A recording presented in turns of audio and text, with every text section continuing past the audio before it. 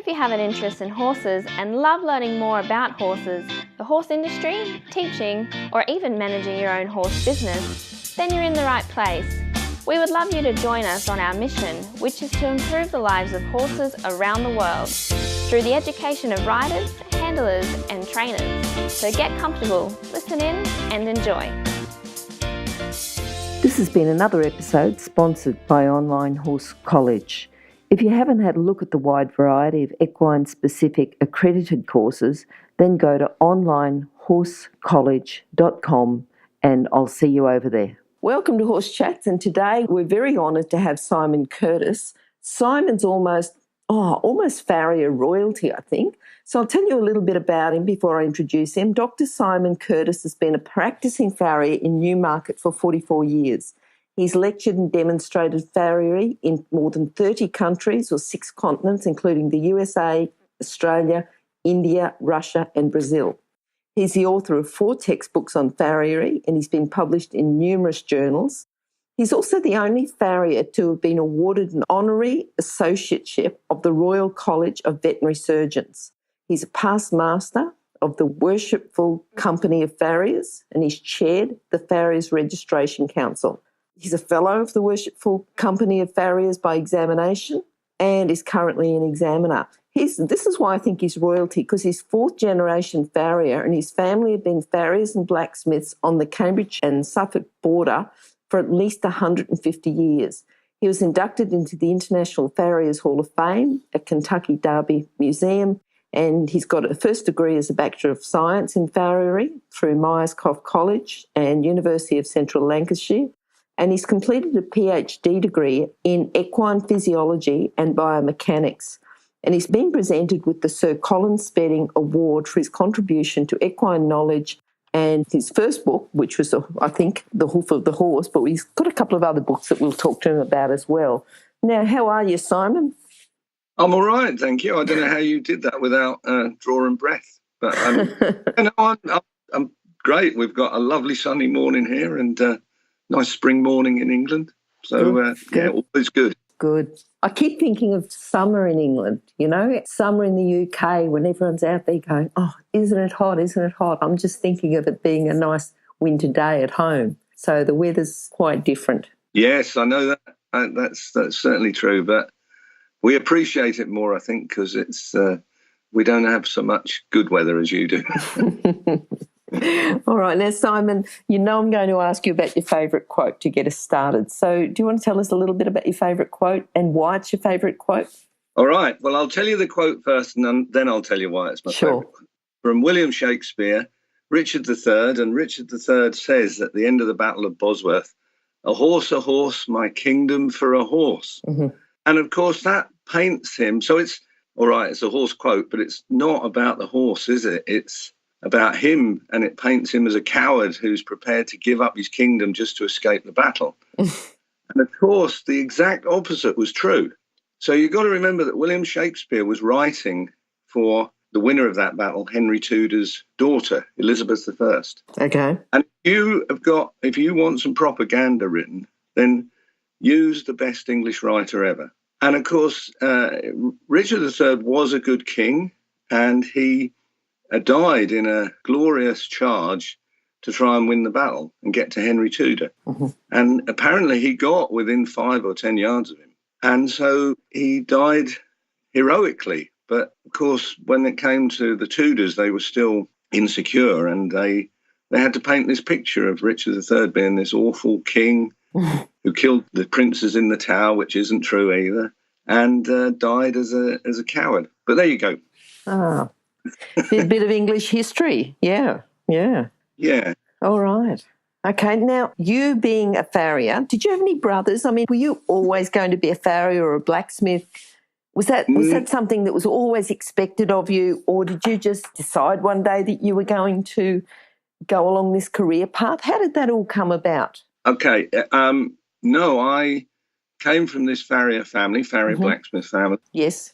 And I reached 16 at school, and I went to quite a good school, but I wasn't a very good pupil. I was a typical boy that lots of 16-year-old boys are like that. Mm-hmm. So my school didn't expel me, but at the end of the 16-year-old exams, they suggested that I might like to try something else rather than come back at the end of the summer break.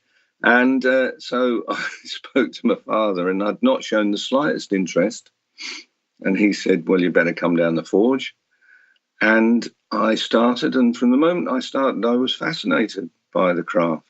So it was the best thing that happened to me, but it didn't. I wasn't one of these boys, and my younger brother, who still shoes horses, from 11 years old, was taking shoes out of the back of my father's van and nailing them to trees and practicing that, Yep. And that's all he ever wanted. So he did slightly resent it for a while, because he said, you were never going to be a farrier. Why did you do it? Because, of course, I was 2 years older, so I'd got in before him. Yep.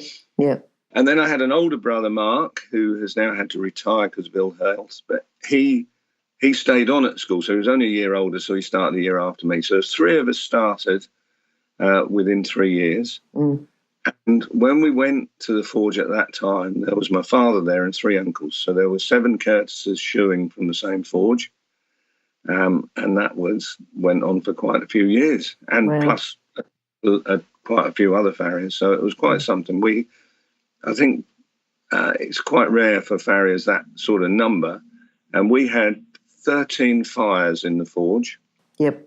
All I can say is thank goodness it wasn't Queensland, because when all 13 of them were going, in an era where nobody thought about ventilation or anything, it was really hot and caused sulphurous fumes and noise. Wow.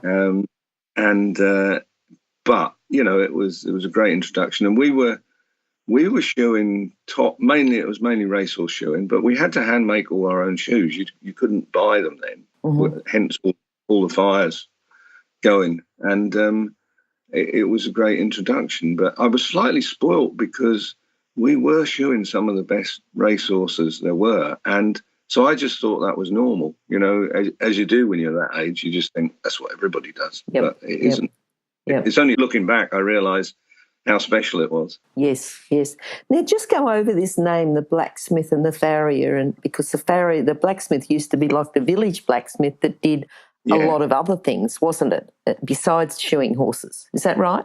And now it's the farrier is just horses. In what way is it that we call ourselves farriers and everybody else calls us blacksmiths? Okay.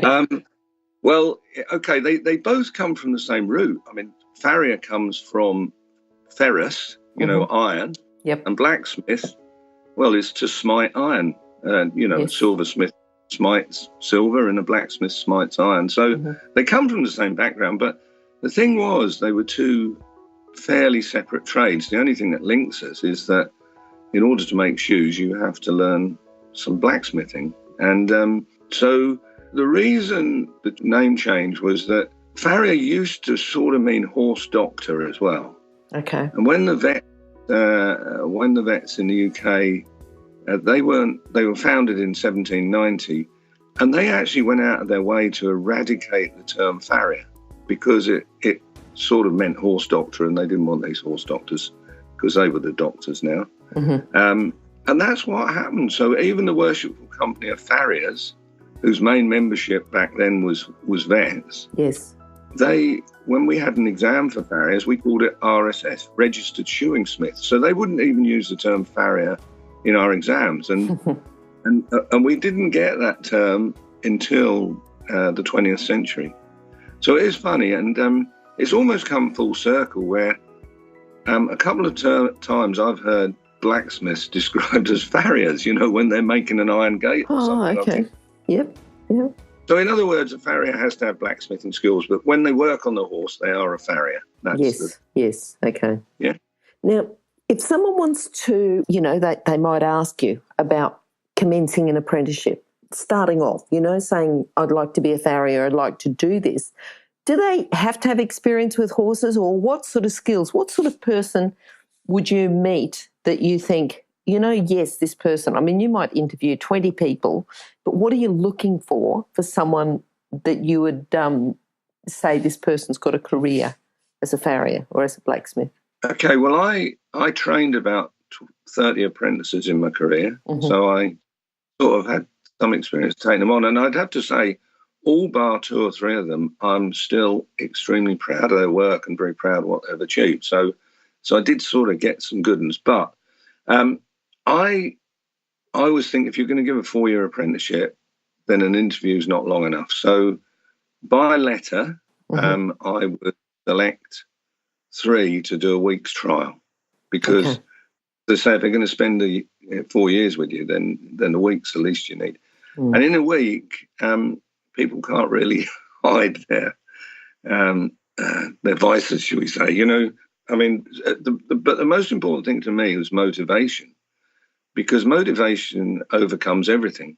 Yes. You know, we know some people have a natural gift and they're lucky, but sometimes people with a natural gift are lazy, and then you have people who have no or less natural gift, and but they're hardworking and motivated, and they're the ones that in the end achieve. You know, I've had chaps who it came naturally to them, trimming and shoeing, but they weren't motivated, so they never actually got any better. They got good enough to be an okay farrier. And I used to take that view with them. I used to think, and I used to tell them that if I realised that I was more interested in their apprenticeship than they were, then I stopped being interested. So I had lots of motivated ones, and I only finished last February training. And, you know, I've even had one of my ex-apprentices shod in New South Wales for quite a while. Oh, wow. Sort of. What was his another name? one? Danny Planis. Okay. So Danny's back home here now, but I think that's more to do with the lady that wanted to come home, or he met one from, anyway, you know, the way it is. So it drew him back here. But yes, I had a chap, and funny enough, another one that's back that was the second farrier in the Singapore Turf Club. Lots all over the place, you know, Middle East, and they get the jobs because they're good at it. One in Japan working for Shaddai, which is the biggest stud farm in the world. And he was almost headhunted. In fact, he was headhunted before he was old enough, because the Japanese won't allow you in unless you have 10 years experience. And at 24, they wanted him to go out there. And we tried everything to sort of make the facts fit their immigration forms, and they knew. And so he had to wait 2 years, and still waited, and so he's been out there about 18 months now. And so I've had lots of good apprentices, but that is the thing, it's motivation, because, you know, it's a tough old thing shoeing horses, and it's a tough thing, apprenticeship. Most of our apprentices are not, should we say, you know, well educated. They don't come from well educated background, and I can say that because, as I say, I departed school or separated from school at 16, and but you know, they have to really learn their anatomy and physiology from the knee and hock down to the level of a veterinary surgeon, you know, and so they do have some quite tough schoolwork, and it is quite amazing. These and it's mainly young men. I mean, I have trained girls. The girls are great, they're conscientious, and they do the bookwork, but the boys, of course, don't. But, you know, they're so interested in the job that it sort of turns them round, and they actually suddenly become, you know, quite erudite just on this little, you know, this very small range of knowledge. You know, I say small range, but very precise range of knowledge. And they actually work really hard at it. The colleges, you know, we have 3 farrier schools attached to colleges, and they never stop telling us that all the other students, you know, as soon as that they can get home, they leave, you know, 4:30 in the afternoon. So we have to kick the farrier apprentices out.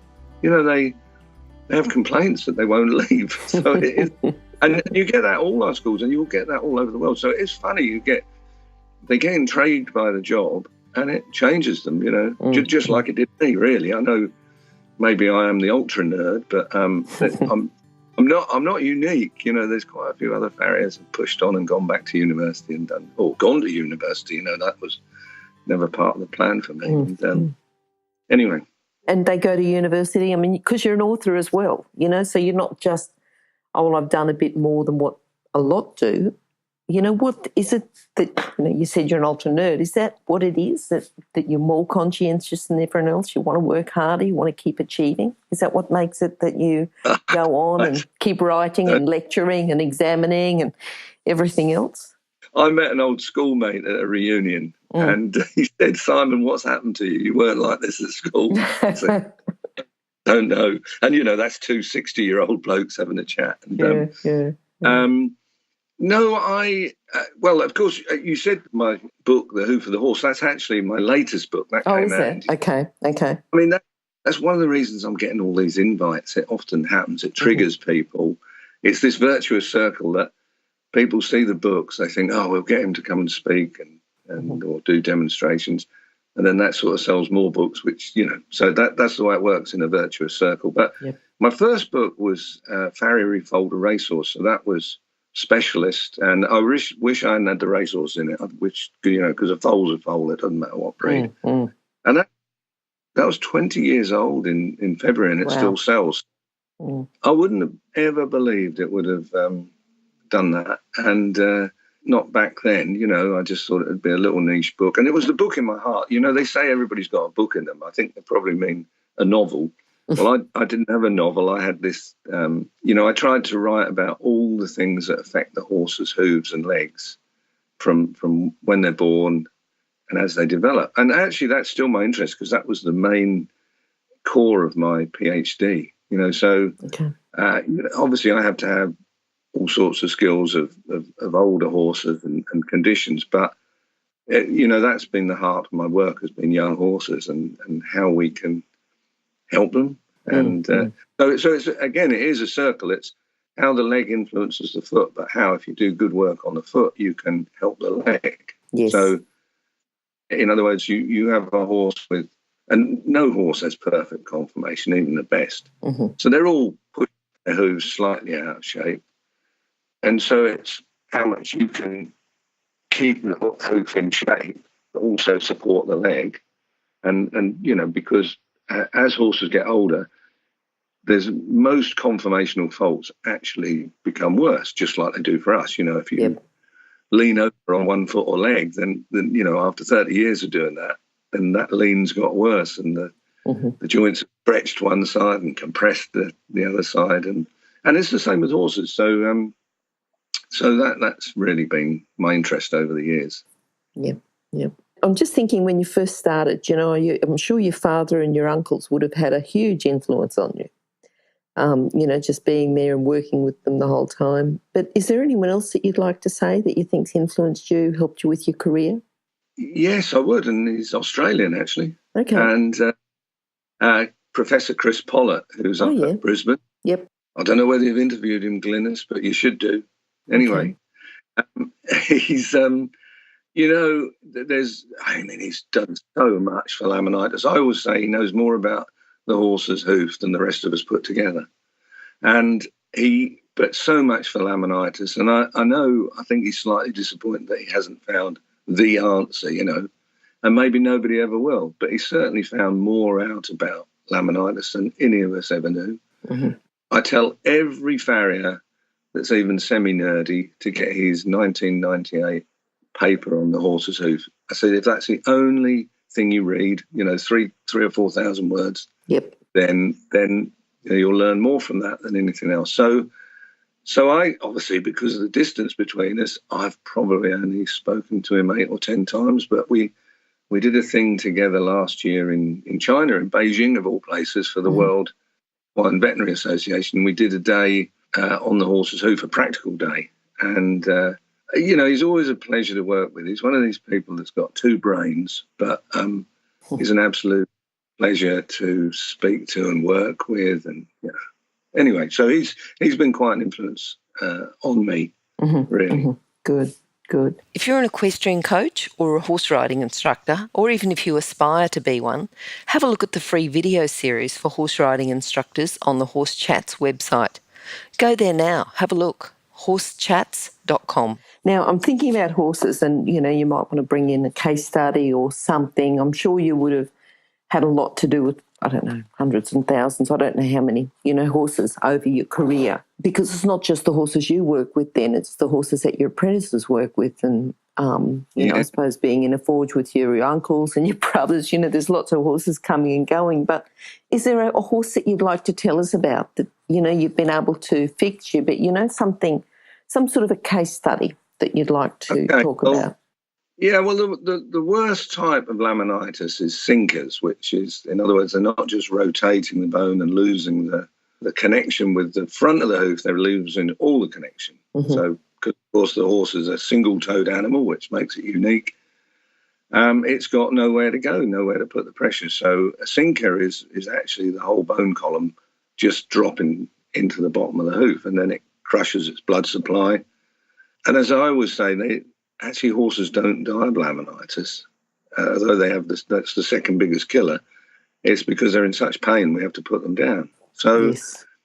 I had a mare on one of my big stud farms, and she was a sinker, and we did the very simple thing because everybody's looking for complicated answers, and we gave her digital support. In other words, padded the bottom of her foot so she was more comfortable, and stood her in a stable for 2 months, and then had her in a barn which was probably only 20 by 30 meters on a wood chip floor, and she was there for another 6, 8 or 9 months with me, not actually doing much myself. But from my experience with sinkers, by and large, I mean, this might sound quite hard, but we used to say you can either mess about with them for 2 months and shoot them, or shoot them straight away, because it's just, there's not really the answer. But anyway, this mare survived, and the stud farm then said to me, I was so happy, and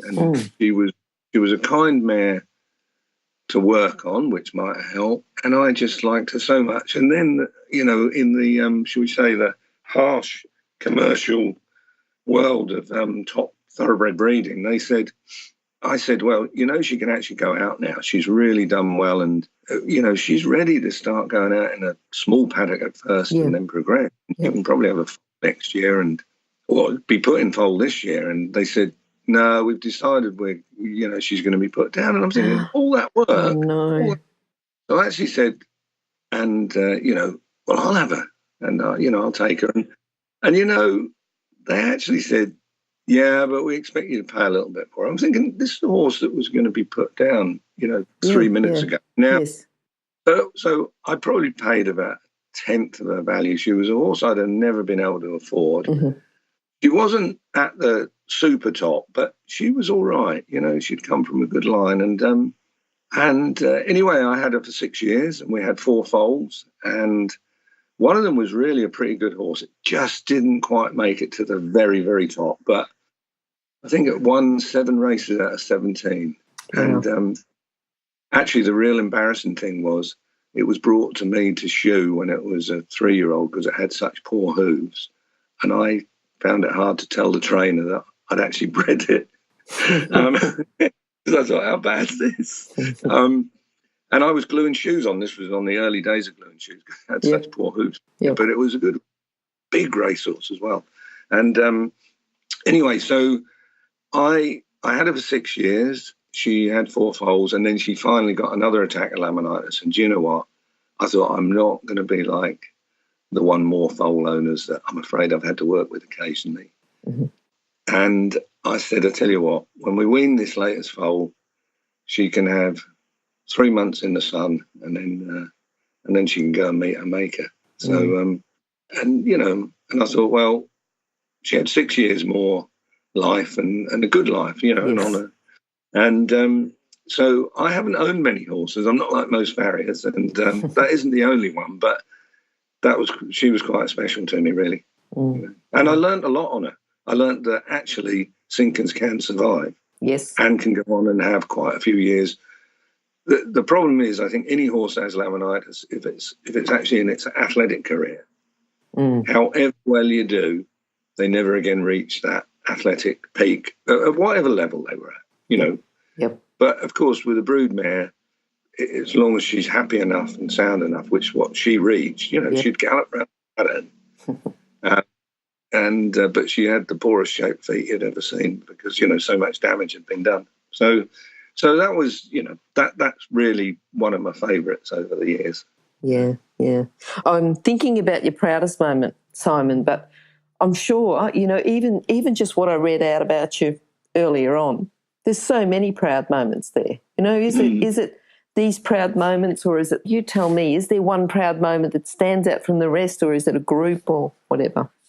I think probably, because it's fresh in my memory, the Sir Colin Spedding Award was nice because that was the horse owners. That is not, or the horse industry. And it was the non-thoroughbred horse industry. And it's the top meeting of the year that's given by, it was, but for the UK, it was almost like the Oscars of the horse world. Yep. So just to be nominated was fantastic. And I was a little bit surprised they actually told me in the morning. I thought it was going to be a total, just like the Oscars, the nominations. Obviously, I was told I was nominated. And anyway, it was wonderful. I had one of my daughters there with me. And so that's very proud. And I always think you've got to live up to that now. But I think the other thing was, you mentioned my honorary associate at the Royal College of Veterinary Surgeons, and I'm still only farrier to get that. And the way the vets put it is it's the highest award that they can give to non-vets. So it tends to be people that have either made some scientific or helped scientifically for vets when they're not vets, or actually given them lots of money, funded research. Yes. So I was slightly separate to that. I just thought about, you've got to remember that I always think about vets as equine vets because that's what I deal with. But in the UK, there's about 3,000 of them, and there's about 17,000 non-equine vets, cats, dogs, whatever, abattoir, farm animal. And, of course, I sometimes imagine there would have been this board meeting, or the council, as they call it, and somebody would have said, I think we should give this farrier this award. And there'd be another vet there that would say, what's a farrier? And, you see what I mean? So whoever got me the award, I got half an inkling who did, but they would have had to say, why this person has contributed to veterinary science and supporting the veterinary industry. And so that was quite nice for another profession to give me an award, really. Yes. But I think my proudest moment was passing my fellowship exam. There's still only about, and the exam's been going on, it'll be 100 years old in 2023, and there's less than one a year pass it. I know we're a very specialist and small craft, but we haven't got anybody in Australia, I have to tell you, but we've got 3 or 4 in America and 1 in Denmark that are fellows. So it's not an exclusively UK thing, and it's a tough exam, really. And I now examine it, so I sit the other side of the desk. But that's normally our examiners in the UK have to be a fellow. And we've had a sort of small flush of about 10 in the last 5 years passing, which is unusual. And we've got some great, when I say young farriers, I mean sort of 35 to 40. To me, they're young. And a couple of them are women. Both of them are called Sarah, and both come from Scotland. So I don't know how confusing that gets. But obviously, if you're called Sarah and you come from Scotland, then you've got an immediate advantage as a farrier, I think. If you're an equestrian coach or a horse riding instructor, or even if you aspire to be one, have a look at the free video series for horse riding instructors on the Horse Chats website. Go there now, have a look, horsechats.com. All right, now I'm thinking about challenges. You've obviously had challenges in your career, but I'm also thinking about challenges for, we're in the 21st century now. Has there been changes? What challenges? Can you talk about that, whether it's you or your occupation generally, the type of challenges that people face? Well, my personal challenges, you've sort of half listed. You've listed most of them. But from the point of view of the industry, we are still searching for a better way to shoe horses. And that's why there's this plethora of types of glue-on shoes. Because I think if the horse was invented today, and somebody said, well, it doesn't grip the ground quite well enough and it wears its hooves out sometimes. What are you going to do about it? If I said, well, I'm going to bang some nails through a piece of metal on the bottom of your horses, you'd have said, yeah, take a walk.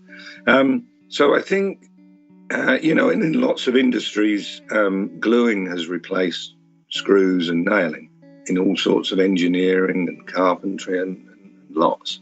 The problem we have at the moment is that it's still too expensive and too complex. If your horse has to have shoes glued on, it's going to cost 3 or 4 times what the conventional way, the traditional way of shoeing. So that holds things up. Now, of course, knocking nails in the hoof is not without its risks. So obviously that's removed by gluing, but it produces other effects on the hoof. Most of the shoes designed at the moment that are glued actually restrict the hoof's movement at the back of the foot. The reason we shoe at the front of the foot, we put nails in, is to allow the back of the foot, where most of the movement is, to move. So you have this secondary effect of restricting movement, which you can sort of get away if you only glue on once or twice. But if it's long term, you start to have detrimental effects to the shape of the hoof and the way it works. And so we haven't actually got past that point yet. There's been little things, and they are little things. We've been shoeing horses for 2,000 years, so a lot of the invention went on in the first couple of hundred years, almost certainly. But even we've got the introduction of copper-coated nails, which suddenly came about in the last few years. And there is some science to that if you put a nail, which is basically iron or steel, into the hoof, first you penetrate across the hoof, so you allow microbes in. But a lot of those microbes actually like iron. If you look at old piers in the water, that sludgy stuff all around these metal piers is actually bacteria. And so you sort of are feeding the bacteria in the hoof. Now, if you coat the nail with copper, you are producing a barrier. But also copper, of course, has to some extent an antimicrobial effect. We know that, don't we, with lots of things with copper. Yeah. So that's a funny little thing that's happened that suddenly came up in the last few years. And the main nail manufacturers are all coating their nails with copper, and they cost a few cents more each. But the owners like them because they look pretty. I'd have to say they're these sort of. And I don't shoe many now, but I use copper nails. They are always happy. Oh, they look so nice, and I'm like, well, that isn't quite the point, but okay. Yeah, yes, and I think it's probably ongoing. I talk to you again, next year you might be saying something else as well. Yeah, well, The other thing, of course, is the knowledge of the effect of shoeing and the gait of the horse. There has been an acceleration in our knowledge. I don't want to do down other universities in Australia, but certainly again up at Brisbane at the University of Queensland, that's one of the top spots in the world. There's Utrecht in Holland, 2 or 3 of them in the UK. They're normally attached to the veterinary colleges, Bristol University, but especially London is going great things with their structure and motion lab. And, a couple in America, Michigan University. So there are these spots where they're starting to analyse the horse far more its gait. And then, of course, once you've analysed the gait, you start saying, how does shoeing affect it? How does trimming affect it? Again, first of all, is it detrimental? Is it beneficial? And so there has been some science that's starting to be added. And, of course, then the problem is how do you disseminate it to the farriers, via conferences and what have you, and clinics and workshops, and say, look, this is what we've learned. I mean, that's one of the things I'm doing in Australia in my trips this year, is trying to some of the information from my PhD. Okay. And actually universities really are quite strong on that you're supposed to try and use it in your industry. In other words, it's not supposed to be this just ivory tower where you're just learning for learning's sake. It's every year in my PhD I had to answer, to my university and say, what impact might this have on my industry? So I think that's a good thing that they say that. And I would say sometimes you have to over-egg the cake a little bit, and very few things change the world that we're in. Especially, I always say the horse world is very traditional, and the farriers are the most traditional part of it. So, changing those things is sometimes an effort. Yeah. What about barefoot? Because there sort of seems to be I won't say a revival, but a lot of people are really pushing the barefoot. And yeah, I mean, Okay, well, I'm sure there's situations, but there's other. You talk about that anyway. okay, here's the thing. I now only shoe 7 horses, but I have about 150 that I trim. Okay, yeah. Because I've really cut down, I'm semi-retired. Mm. Horses are not born with shoes, so, and they lived for 30 million years without our help. So why do we shoe horses? So the easiest thing that, should we say, barefoot people say is, well, what do they do in the wild? Well, they used to sell us this story that everything was perfect in the wild, and the answer to that, which showed that it's not true, again came from Australia. It came from Queensland University, where they studied the brumbies. Now, in some areas of Australia, the brumbies, their hoof growth matches their wear. Mm-hmm. But that's actually only about one group in 5. For most of them, they get all the problems and sometimes more hoof problems than our domestic horses get. But we had sort of 20 years of this utopia and everything has to be natural and free. And it's just not true, and it's been proven scientifically to be untrue. So if your horse can cope without shoes, then yeah, why shoe it? But if you're expecting it to do all sorts of unusual things, and most of the things we do with horses are unusual to horses, tight turns and jumping and things that they would do very seldom in nature, if we're expecting them to do that and have somebody on their back or pull something, we need to help them. And shoeing helps in about 3 ways, really. It protects the foot from wear. So if you have a horse that's getting a lot of wear, obviously that was the reason shoeing was invented. Mm-hmm. It gives grip, so when we're on these different surfaces, whether it's a road or an indoor arena, then and we're expecting the horse to perform, then we need to give it additional grip, and we can do that with a shoe. And then, of course, the third thing is purchase, which is slightly different to grip, which is what propels the horse along.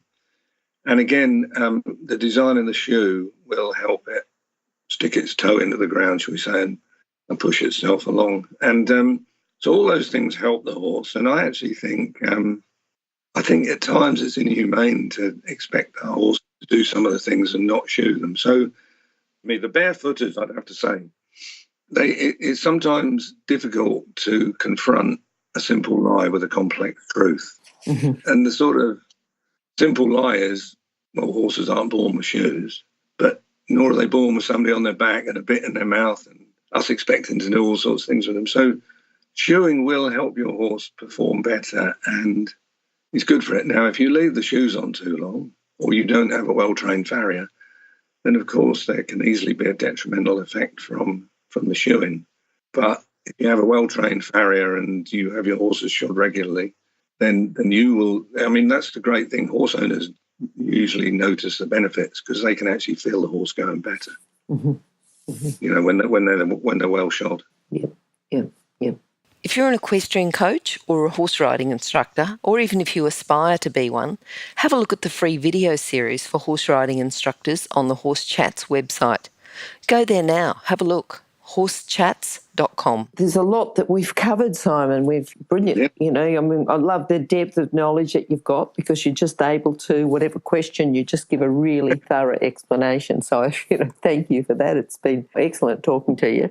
But what are you looking forward to now? What have you got planned, thinking about in your future? Okay, so lots of trips, as I say, not just to Australia and New Zealand. I'm off to Denmark next week to do a thing with the farriers there, which is only a short hour-and-a-half journey for us. From here. Okay, yes. And up to Iceland. I've never been to Iceland. I'm booked there in September, so that's nice. So in other words, it's really wonderful when people pay my flights and trips to see all sorts of great parts of the world. I myself have started doing podcasts, should we say, even more specialist than yours with farriers. I start that in September. Great fun. Good. And we're sort of building. What's the name of it? That's the Hoof of the Horse podcasts. Good. But anyway, so it's the same name as my book. There's obvious reason. The Hoof of the Horse. Anybody that puts the Hoof of the Horse podcast in, or Simon Curtis podcast, the only word of warning is there's a better known film director called Simon Curtis and musician called Simon Curtis. Sometimes you need to put farrier alongside it, and then you with me. So that's one thing. I'm working on 2 other books concurrently. I've always done these niche books, but hopefully we will have a general textbook out for farriers. Mm-hmm.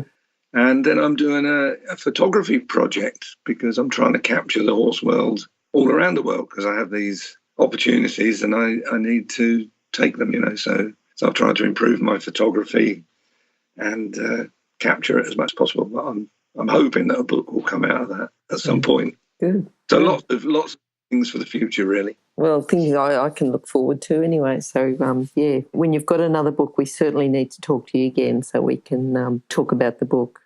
Now, if you go to horsechats.com and search for Simon or search for Curtis or even search for Farrier, you'll find the link to your page. And at the bottom of the page, we put down your contact details. But can you tell us your contact details? What's the best way for people to get hold of you? Facebook, I'm Simon J. Curtis on Facebook.